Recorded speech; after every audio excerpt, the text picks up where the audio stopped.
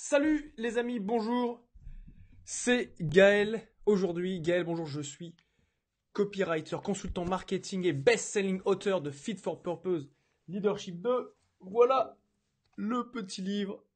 Voilà, comme tu peux voir, Amazon numéro 1 en management.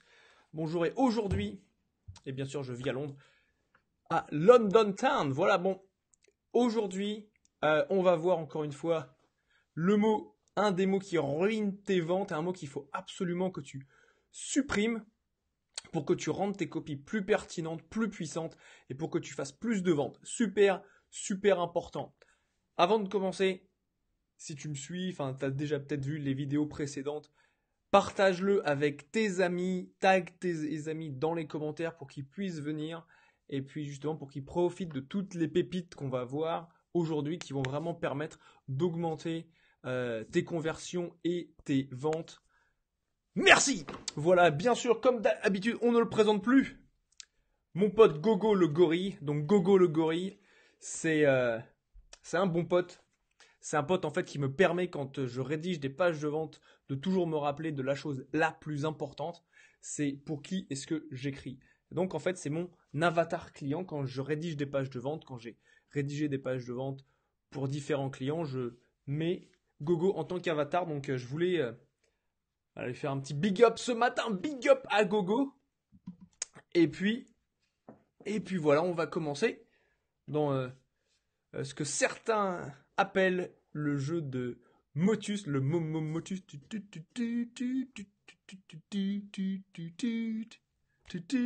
Donc aujourd'hui, un mot qui commence par T, il y a deux lettres et qui se termine en C et S.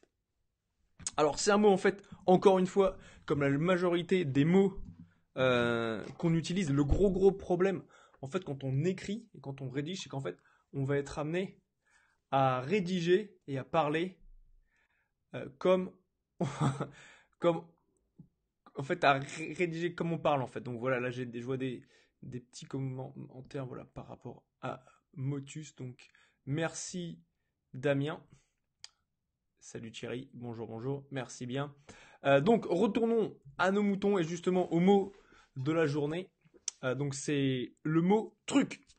Et en fait, il y a plein de gens qui vont parler de trucs et astuces, de ceci, de cela. Et en fait, le mot truc, ça veut rien dire.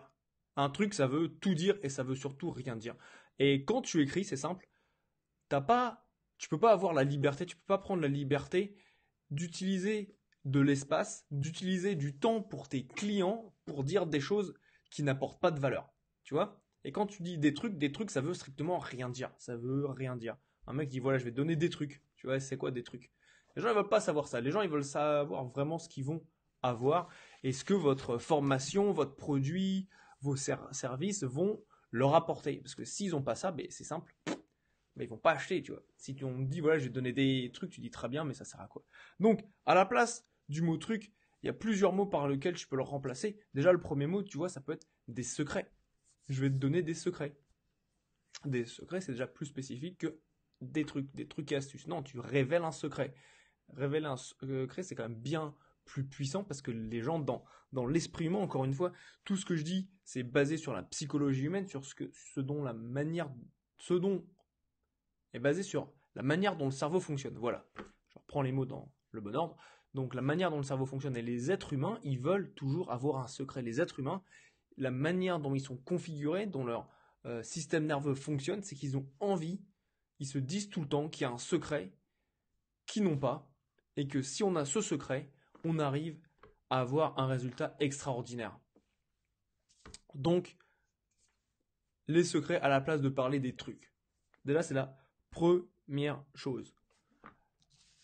Et dès que vous faites ça, dès que vous arrivez à en parler, à dire ce que c'est exactement, vous allez avoir plus d'impact. Et quand vous avez plus d'impact, vous avez plus d'influence. Quand vous avez plus d'influence, vous avez plus de persuasion. Et c'est ces impacts, cette persuasion qui vont vous donner des conversions. Ok? Donc, virez le mot truc de vos pages de vente.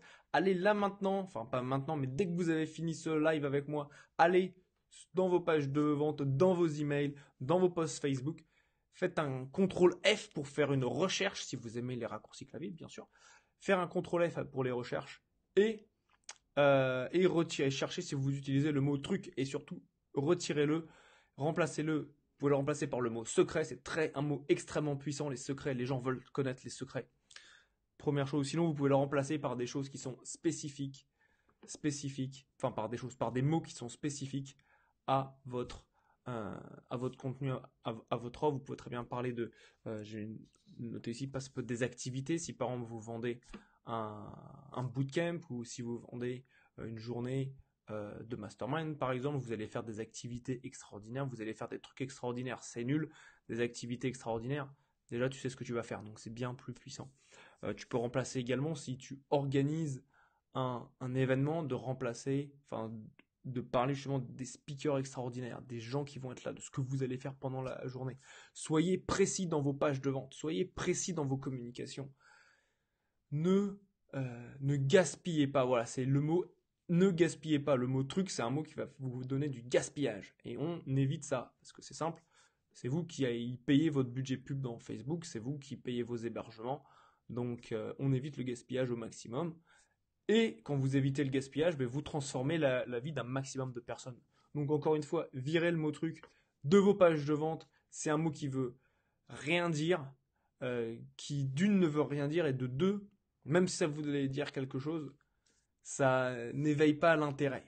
Tu vois, c'est jamais un mec qui est super excité parce qu'on va lui révéler un truc. Un mec, il est excité quand on lui révèle un secret, quoi. Donc, prenez bien ça en compte.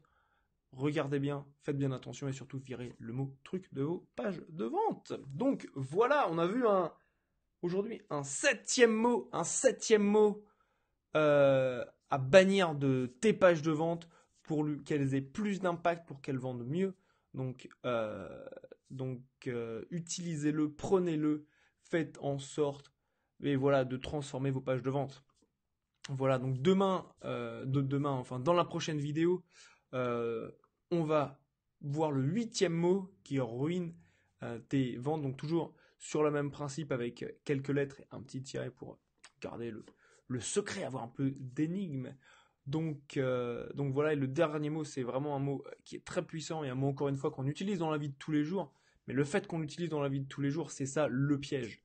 Donc soyez là pour le prochain live. Vous pouvez et surtout entre-temps regardez et changez vos pages de vente. C'est vraiment super super important. Le dernier mot, c'est un mot qui quand on l'a utilisé, qui nous a permis de vraiment avoir plus d'impact avec les clients. Donc vraiment venez et soyez là pour voir, pour découvrir ce mot. Donc je vais vous dire à très bientôt. Merci Marthe qui me dit super conseil. Merci, je vais l'ajouter au broadcast. Merci Marthe de tes très gentils mots. C'est top. Et si vous avez des questions qui vont se gagner, merci Monsieur Damien. Merci Damien pour... ça, il fallait quand même que je le mette à l'écran. Merci Damien.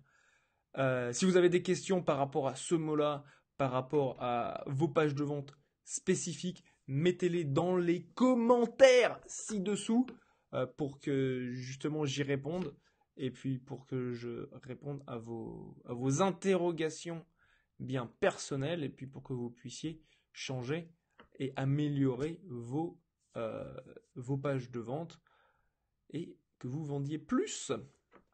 Donc voilà mes amis, encore une fois, merci, on va dire.